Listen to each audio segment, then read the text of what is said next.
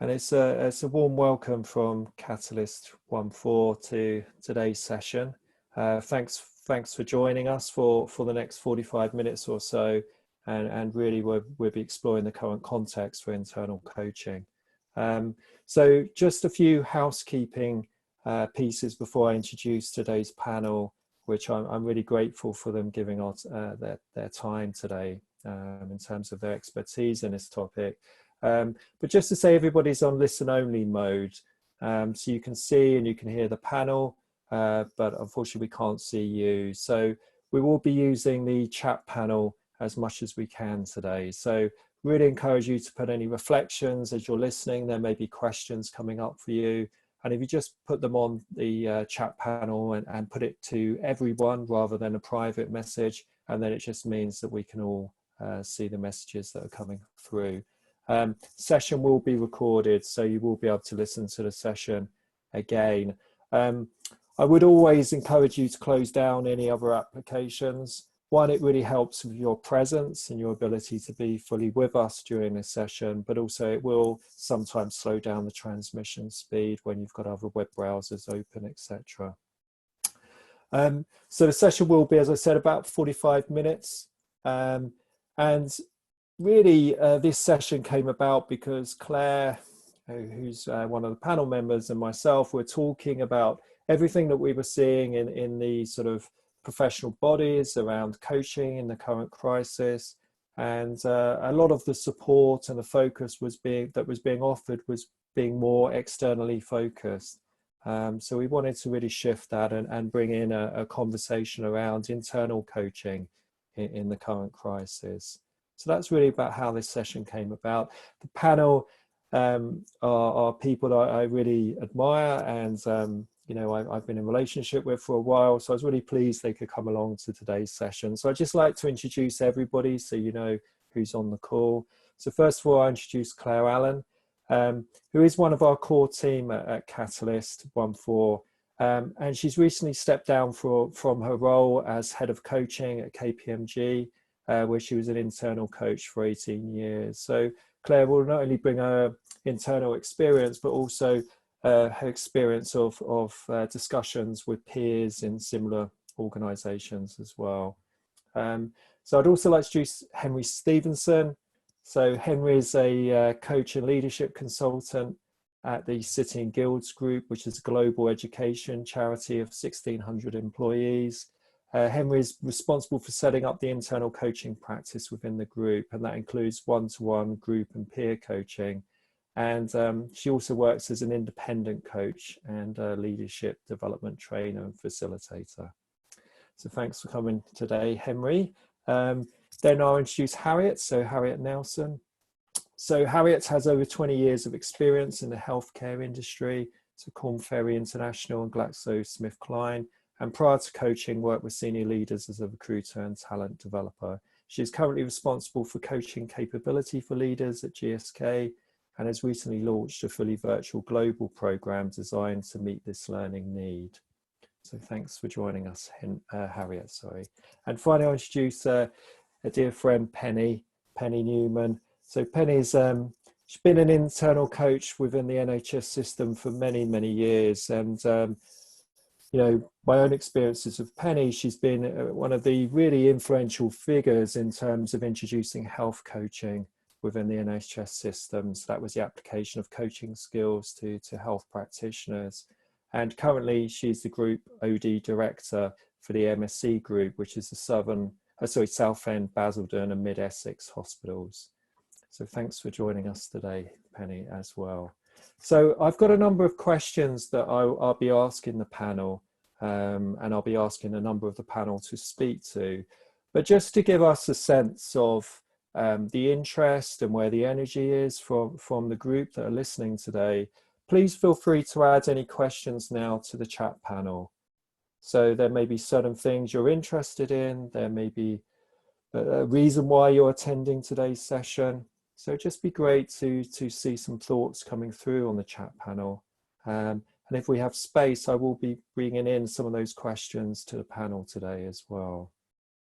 So please feel free to add those as we're getting started into today's session.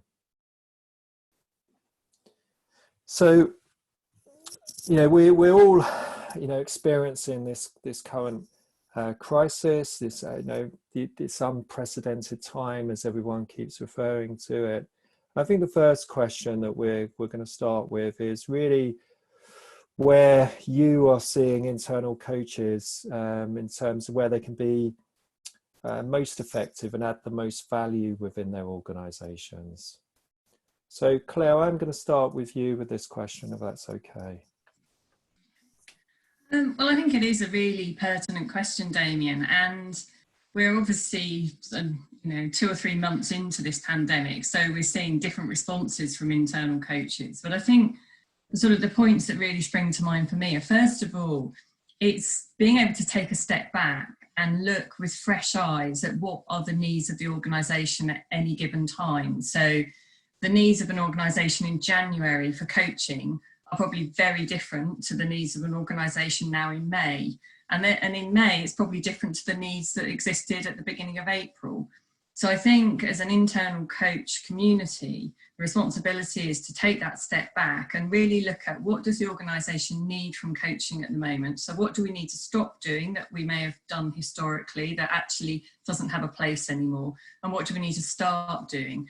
And I think I noticed in a couple of organisations, they used language from the NHS, so they started to talk about frontline workers. So actually who in the organisation are the frontline workers, which may be people who didn't historically access coaching in the past, but actually would require that support now. And often you're seeing that as people with team leader responsibilities, people who are leading the projects that are dealing with the challenges the organisation's facing.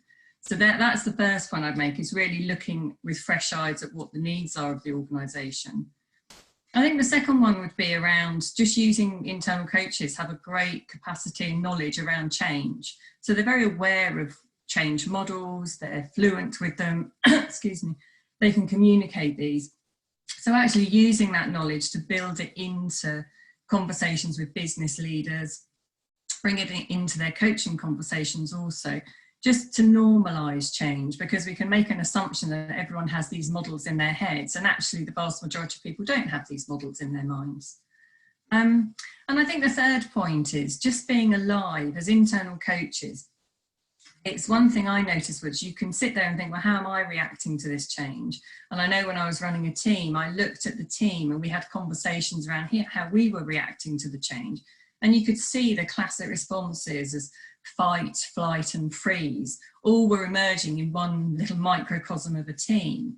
And again, it's having the ability as a coach to notice that within your own community, but then also share that learning with others that you're working with, so that they can start noticing that their teams might be experiencing different reactions, and actually sharing your experience of how do you help people in those different states.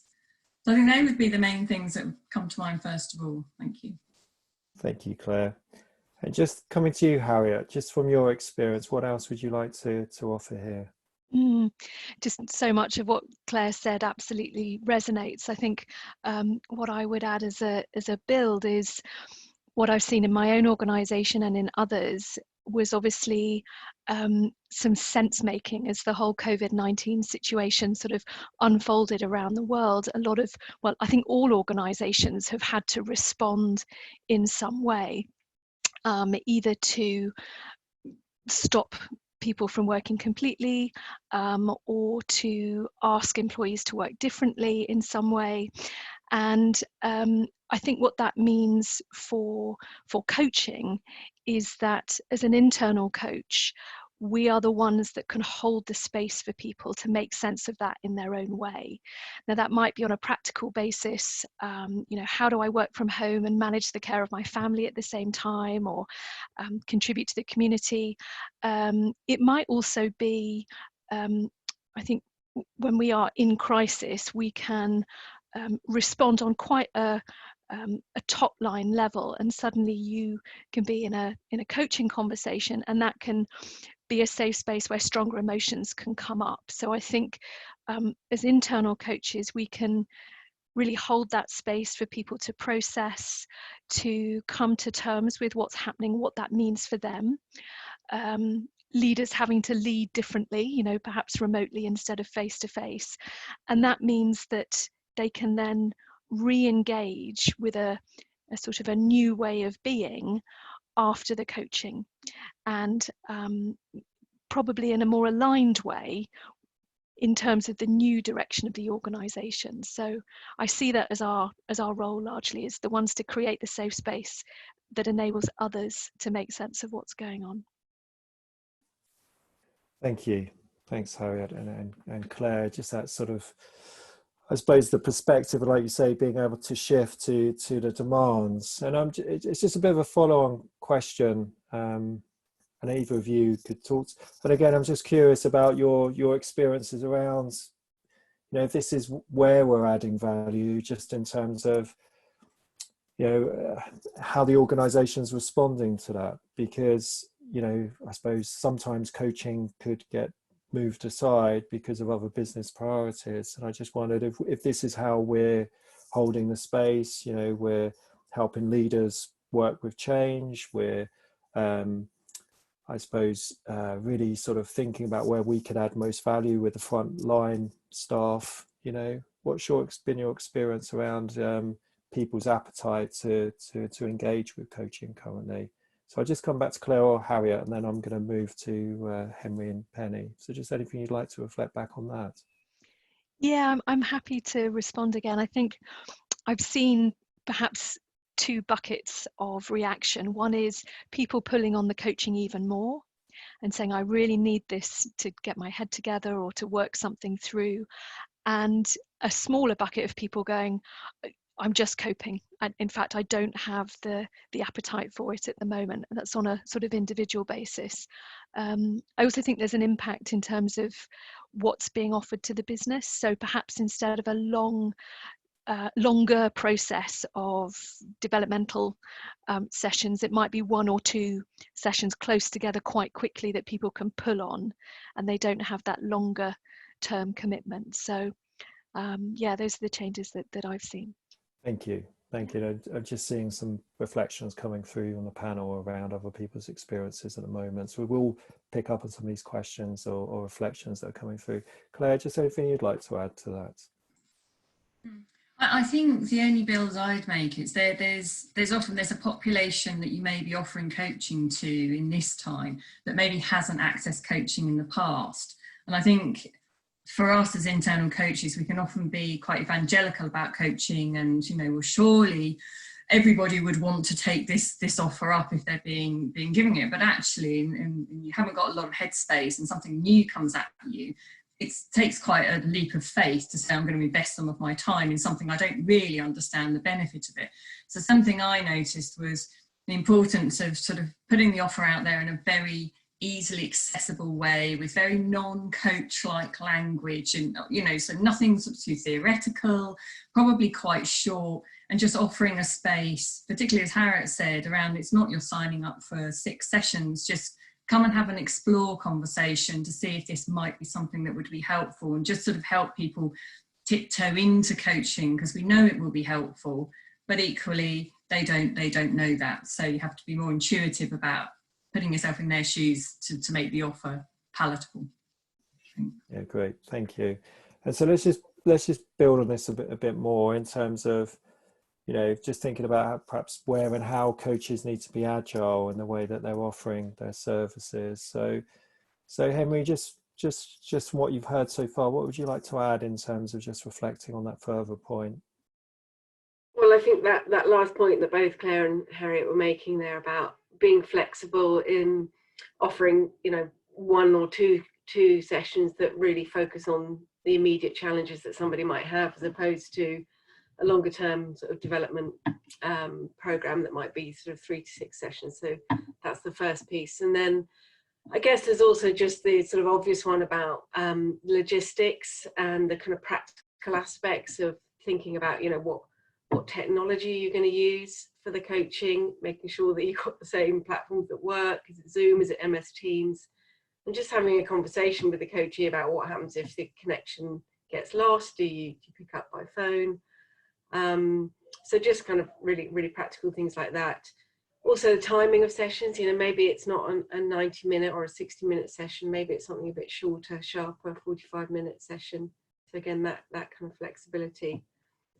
But I think overall, it's in terms of the actual kind of session that you run as an internal coach, I would have thought that, you know, now I'm hearing it's sort of less about kind of actions that you take away from the session, but more, as Harriet was talking about, more about holding that space, being there for the coachee, providing that space that they can discuss anything that they need to discuss in that moment, and just following their needs and just holding that space and being present for them to explore things, rather than the more typical, right, I'm, you know, working on my communication skills and this is what we're doing this session, this is what we're doing the next session. So just much more kind of flexible to their needs, I think. I mean, I think a lot of internal coaches do that anyway, but I think it's just more of a focus there. Thank you, Henry. And Penny, so just shifting over, just thinking about your current context in the NHS, what other thoughts have you got? You may be on mute, Penny, just to let you know.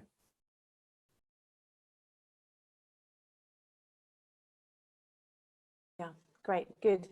Very much totally agree with what everyone's said so far. I mean, it's interesting if you look at the research of the different phases of the response, which we've certainly seen in the NHS, which is sort of getting prepared, where we move really quickly. We're now in an active phase, which is, you know, the heroism of the NHS, amazing work that people have done, pulling it together. But then the sort of, you know, the post-heroism of, you know, slightly exhausted, slightly burnt out. And we're in a bit of a lull now. And then we're moving into recovery, hopefully. And people's responses will vary according to those different phases. So we need to, what we're discussing here is, how do we meet the needs of the individuals and the organisations, given there's an individual, team and collective experience going on in how we all come to terms with a new normal. So I absolutely agree with what everybody's saying about making coaching really real, focusing on real issues, making it shorter, changing the name of it because people don't necessarily know what it is. But absolutely making it as attractive as possible to give people the space to think, to make sense, and just be actually and be heard, because it's really tough. And you know, in the NHS, everyone's contributing. You know, there is the heroism of the frontline staff, but there's loads of people who are working at home, who are doing their best. And I think this idea of moral injury is quite interesting, which is actually, we'd all like to be on the front line and we all care. But actually, you know, some people are better off, you know, being at home, doing their best from home, and they feel guilty. So coaching is useful for, I think, everybody. And it's about being responsive and having the time, space, and the right frame to do so. Thank you, Penny. I can see a couple of reflections just come through based on what you just said, Penny. People are interested about what other name you might be using for instead of coaching. I think that's an interesting question. So, I mean, we're thinking about time to talk or space to think or something like that. I mean, be interested actually on the chat line if people have got ideas of what they think it would be good to talk and share, rather than coaching, which has certainly in the NHS certain connotations. I think the other thing is about expectation, about what people expect, the coach expects out of the coaching, because I think maybe tailor those down a little bit. It's not about reaching your potential now, it's just about getting through, and also having hope, and trying to get the positive out of the experience that we're having, because there are some good things, you know, so as well as the challenges. Thanks, Penny. And I can just see a couple of ideas coming through from Alicia: time for you, headspace, and time to think, conversation and thinking partner. So lovely. Yeah, great. So let's just continue with this, and again I'll come back and pick up on some other threads in a moment. But so if that's really where we're seeing internal coaching and how it's adapting, what does the internal coach need to be particularly conscious of at this time. Let's word it like that. So again, Claire, if I come back to you, just your thoughts around that. Well, I think just noticing we're all referencing that we're letting go of some of the aspects we might see sitting around coaching, as in it's around reaching potential, it's around development, it's typically a number of conversations over a number of months. I think there's a fine line to walk as internal coaches, that we still hold the line between coaching and counselling. And I don't hear anybody on this call walking a different side of that line, but I think in the terms of some of the people we may be offering our services to, and coaches are typically very, very helpful people, that's why they're in the profession that they're in. I think we just have to be very mindful that we might be coming across people where we can have a helpful, purposeful, forward-looking conversation, and that isn't in the realms of counselling or therapy. But we may also be coming across people who actually this has unearthed maybe some anxieties from the past, or it's connected them with different levels of trauma, or they may incredibly sadly be connecting with people in their network who are passing away. And actually, I think it's still so important for coaches to recognise where their competence and where their role as a coach ends, and be very well equipped with the other forms of support that the majority of organisations will offer, and have thought through how that they would, in a very kind way, refer somebody to other forms of support. So I think it's being very conscious of where that boundary might sit, because I think we might flirt a lot closer with it. And as we all know, it's not a beautiful, clear red line. It's a floating a boundary that we need to look at. So that would be one thing I'd be really conscious of. And I think one of the other ones is, we probably touched on this a little bit already, is as an internal coach, you are in the system as well. And we know that that's always a strength and a challenge for us in an internal coaching space. And I think in times of great change, we can be as impacted as the next person around what our organisation is doing, what's happening to our organisation, how we are in the world ourselves. And I think it's, as an internal coach, it's being very conscious that we might have heightened emotions, we're very likely to, and not make the assumption that maybe our experience of the organisation or the world is everyone else's experience of that world. Because when we've got heightened emotions, or our resilience is a bit lower, then some of our great coaching practices might be harder to bring to the fore. So it's just having that real heightened sense of awareness about who we are, using supervision and really upping our practice around techniques around mindfulness and being present, because we're likely to need that a lot more now than we may have done, say, 3 months ago. Thank you, Claire. We will come on, I think, and talk a bit more about resourcing ourselves in a moment. And picking up on that piece around boundary, I mean, there's a really good paper it's written by the ICF on boundaries between coaching and therapy, actually, that I'd always recommend to coaches to read. But Henry, just picking up on this thing around what we're paying attention to in particular at the moment as internal coaches. Thoughts? Yeah, I mean, I agree with everything that Claire said. I think it's about being really honest with yourself about, you know, where your boundaries are, because they will be different. We'll all be different, different coaches with different experiences, and so it's just being clear with yourself of where's your boundary, and if that boundary gets hit, how might you manage it, and just doing a bit of thinking around that prior to any session. Also, contracting. Making sure that contracting, reinforcing again, you know, what coaching is, what it isn't, and that it's more of a forward-looking conversation.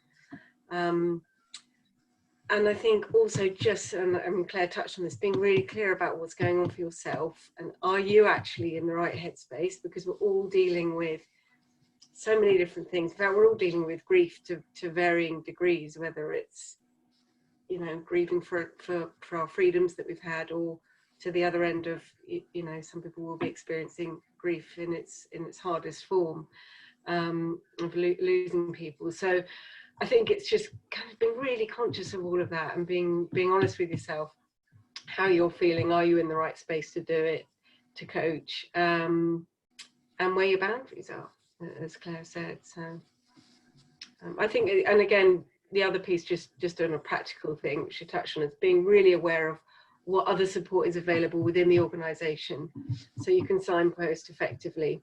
So, you know, we have mental health first aiders, we have an app for people to support with anxiety, and so various different channels that you can signpost people to.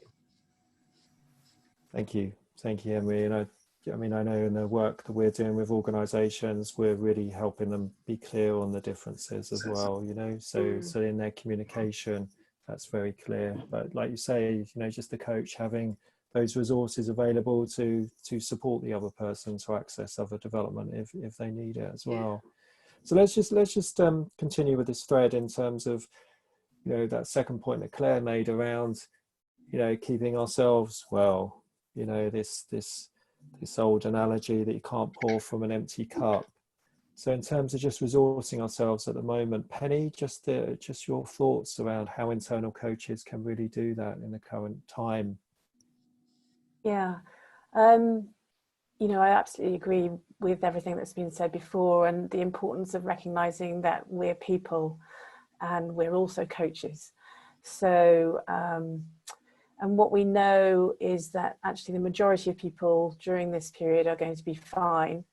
70% are going to be fine, and actually what they need are sort of different levels of support, and then only a very small majority will have mental health issues. I say this as a former GP and looking at all the health and well-being evidence. So I think we need to bring health and well-being and coaching together to be fully resourced. So most people will just need, ourselves included, a safe space that we can work from, you know, that's well set up, and not spend too much screen time, take a bit of time off, you know, all that sort of stuff. And the next level is information. You know, we need the right information, not dwelling too much on all the difficult information, but the right information. And where do we get all our sources of information? There's loads of stuff on keeping well online, you know, how to keep fit and healthy, diet, exercise, yoga, etc. So where do we get that information? The next level is self-management support. So how are we looking after ourselves? You know, it might be mindfulness, but it might also be thinking about our mindset each day.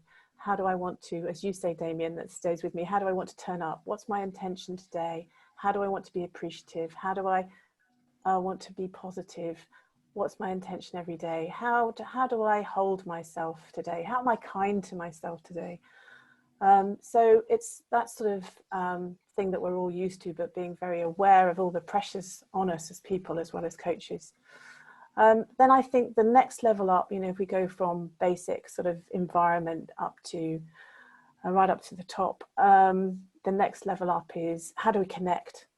And I've, for example, have got two great networks, a women's leadership network and a coaching network, and we've been having regular sessions, and they just fill me up with information, joy, ideas, regeneration. But also I've had calls with old friends from medical school. It's like 25 years ago. It's like a real opportunity to tap into, not my term, the spirit of humanity, and really that is a really, you know, something that can really build you up.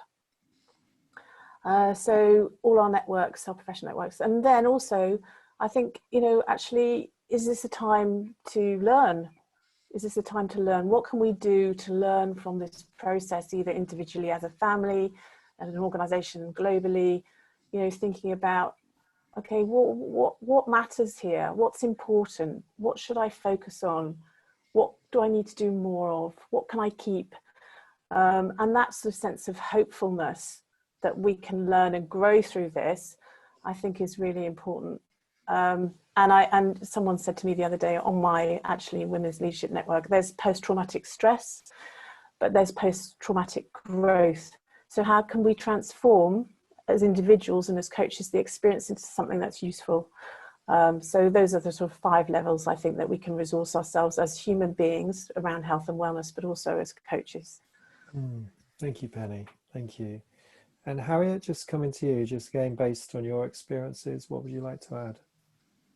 I'd like to say what a superb answer from Penny. So what I was going to say was actually incorporated in what you've offered, Penny, but I think, yeah, maybe a couple of small builds. So I think as people at the heart of it is, as you, in the many ways you've explained, you know, knowing what works for us in terms of self-care and resilience, because what works for me might be different to what works for everyone else. So knowing yourself, and of course that goes with the old adage of putting your own oxygen mask on before fitting other people, and that also includes knowing yourself well enough that actually if you're not in the right state or you don't have the right mindset to coach, then to not do it. You know, we all have a choice as to whether we are available to others, and at times like this, you know, we all have to judge, really, am I in the right state to be of service to someone else? So I think that's a really important question for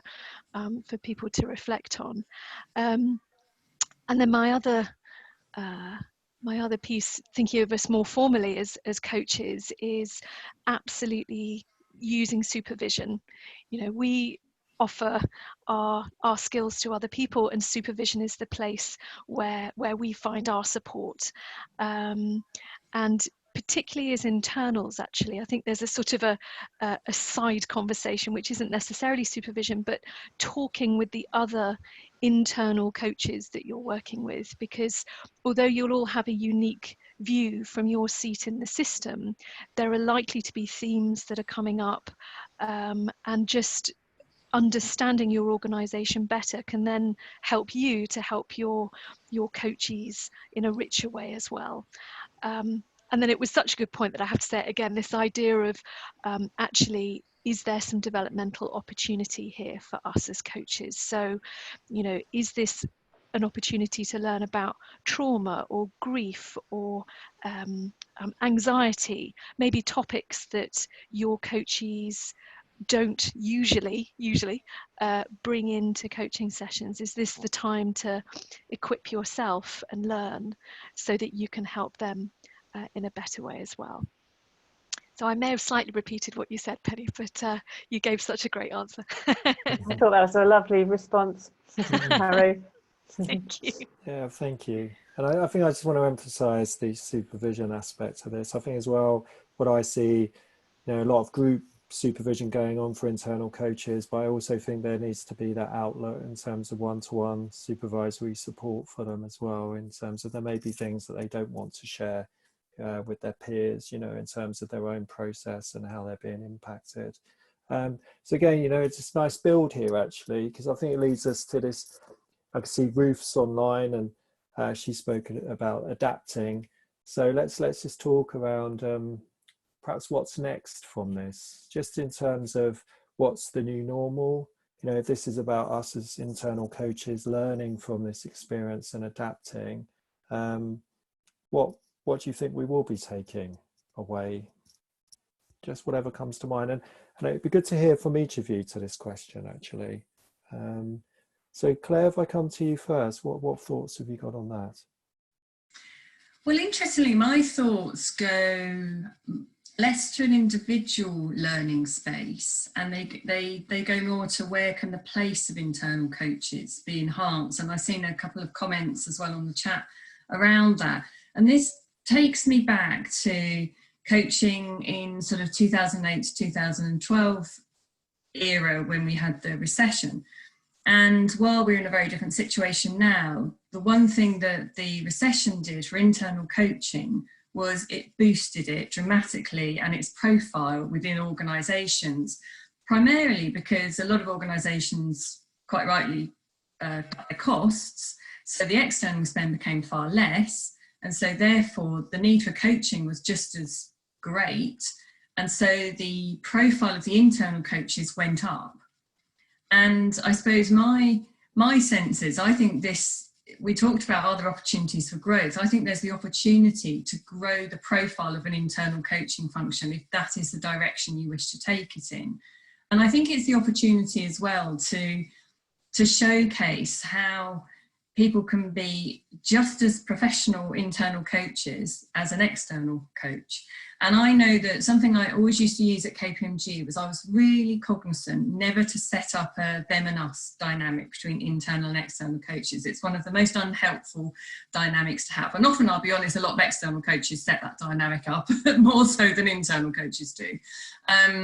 But actually, I would always go out and position coaches, internal and external, as two sides of the same coin. I would talk about professional coaches, and when I was allocating coaches to people, I would always say we would make the choice. It may be an in-house professional coach, or it may be a coach that we bring in from outside for a different reason. So really keep normalising the internal and external coaches.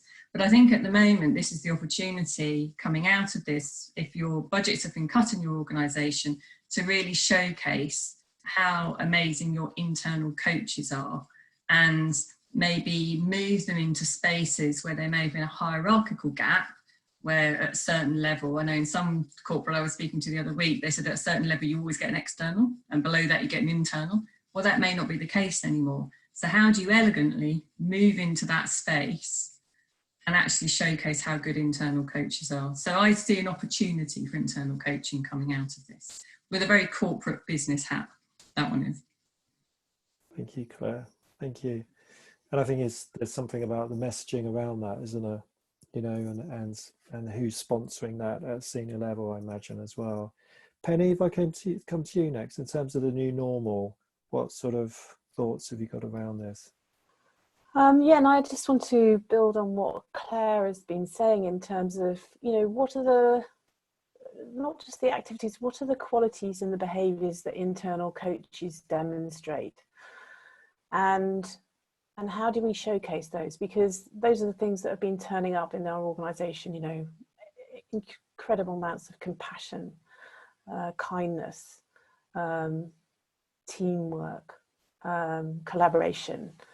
So, and coaching sort of epitomises all those good qualities. So there's something about connecting what's worked well in the organisation with, as Claire says, the internal coaching resource, and demonstrating and role modelling those through the messaging and just through everyday conversations, random acts of kindness. How do we keep that going? How do we build the internal coaching resource? How do we give those messages so that those qualities are embedded in the new normal and aren't forgotten, particularly in the NHS as we move back to sort of hopefully not command and control, but there is a chance now, with everything slightly up in the air, for the things to land in a different way, and we don't want to lose those things. So I do think internal coaches, or people who are passionate about coaching, need to sort of get on Twitter and stand up and share the themes and go and talk to people and spread the word as a sort of social movement. People need, and the other thing is that people need them, because in order to transition from one state to another, they need to process. So that message is important, but people also need the time, and that time is often forgotten. So I think internal coaching has a really important role to play right now. Thank you, Penny. Thank you. Henry, just building on that, what would you like to add? Just kind of what comes through when Penny was talking is I'm thinking about the opportunity. We've talked quite a lot about in one-to-one coaching, but actually one of the things that we have in our organisation is group coaching, and bringing small groups of peers together. And that's an opportunity for people to connect. And if people have been feeling that bit of disconnection without being, you know, together in the workplace, but it's an opportunity to connect and really learn from each other of all of the kind of positives and opportunities that are coming out of this situation. So, and that's also a really kind of cost-effective, sustainable way of building a coaching culture and providing that for service for people. So that springs to mind. I guess one of the other new normals will be virtual, because I don't think all organisations and everyone's going to be going back into the office. I think there is going to be a lot more home working for the foreseeable, and that, you know, that is different for people that haven't coached in that way before. That does present some different challenges, but my experience has been really positive actually with virtual coaching, and I think there's something quite interesting about how people respond when they're in their own environment. They can be more relaxed sometimes, and actually sometimes it can help with building trust and rapport, which is not necessarily what you'd expect, but my experience has been actually people have opened up a little bit more in a virtual environment. So I think that will just become kind of, you know, our new normal as well. So, which is a good. Thank you, Emery. And Harriet, what would you like to add, in just in terms of your experience around potentially what's the new norm for internal coaches? Yeah, I guess similar to what's been said before. So I think the value of coaching, hopefully being used in possibly in a new and different way during a crisis period, that can then be repositioned as actually this is how internal coaches and internal coaching can support the business in a calmer period or a more normal period, and particularly linking that to the business strategy and linking that to performance is really important, as opposed to coaching being seen as something separate. It's about how can coaching then be woven into the new normal, the new direction of the organization. And I think separate from that, but as Henry was just saying, you know, given the fact that we've had no choice, so much work now is being done virtually as opposed to face to face. And I know as a coach, I've had some resistance and sort of question marks about, or can I coach virtually? You know, how is it for the client? But actually, you know, I'm really fully on board with it now, and I think there's a huge opportunity that means that actually coaching can reach a lot more people. If you're limiting it to just face to face, then perhaps it's a narrower group of people that are able to access coaching. But if the new normal is to include virtual and a lot more technology in general, actually, in relation to coaching, there's a lot of bots, there's a lot of new apps, there's sort of AI coaching, etc. I think we might see it being woven in lots of different ways as well. Thank you. I suppose my experience is it's often the coach that's the barrier to coaching being online, you know, because they see it as not being as good. So just a reflection. Thank you for all those points. So just finally, just anything else you'd like to add just before I start to bring things to a close from anyone? There was something that came up for me, actually. Sorry, I didn't raise my hand. It just came straight off mute there. That's fine, Harriet. I think it was a couple of questions ago. I think usually as an internal coach, you're positioned quite deeply in your organization's mission and strategy, and you know what's going on and you know what you're aiming at. And I think what I've noticed is, on a micro level, not necessarily on a macro level, but the reality is that our leaders might not necessarily know what to do, and they might not necessarily know how to respond immediately. And somehow permitting that or allowing that makes it easier to then cope with. I think organizations can move from a place of being very clear to going, crikey, what do we do now? And there's a knock on there for internal coaches as well. So just accepting that we might be in that grey bit where people are trying to work out how to respond, either as a whole organization or on an individual basis, I think is really important.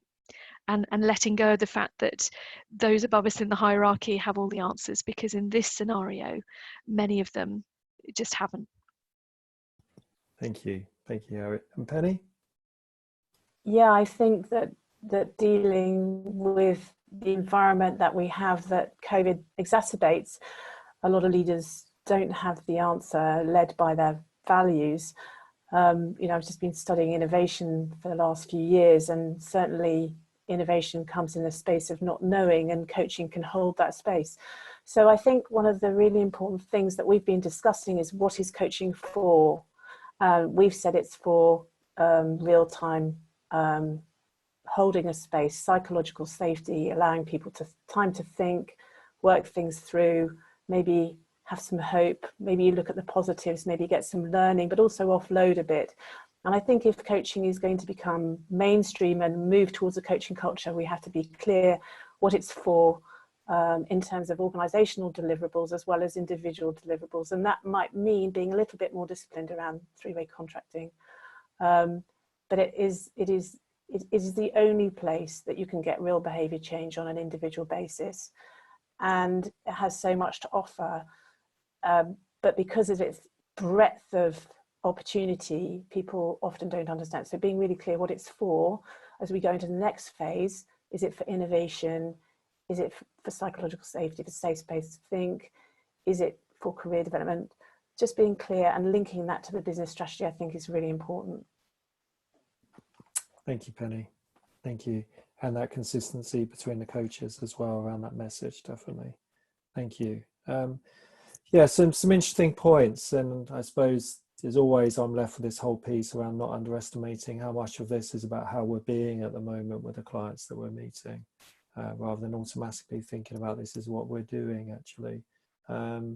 So I hope that was a useful, reflective session for everybody listening in. As I said earlier, this session will be recorded. I'm conscious that we're sort of approaching time now, but I just wanted to firstly just mention we've got a couple of webinars that are happening next week. One on the 21st of May, coaching senior leaders, and that's going to be with Ruth Simpson, who's listening into the session now. And then on the 22nd of May, the next webinar will be with Karen Prentice, and that's going to be on a new book, Working with the 5 Seasons. So hope you can make those sessions as well. Just want to say thanks again to the panel. Really appreciate your time and your expertise. And for everyone listening, just keep well and look forward to connecting with you again. So thank you.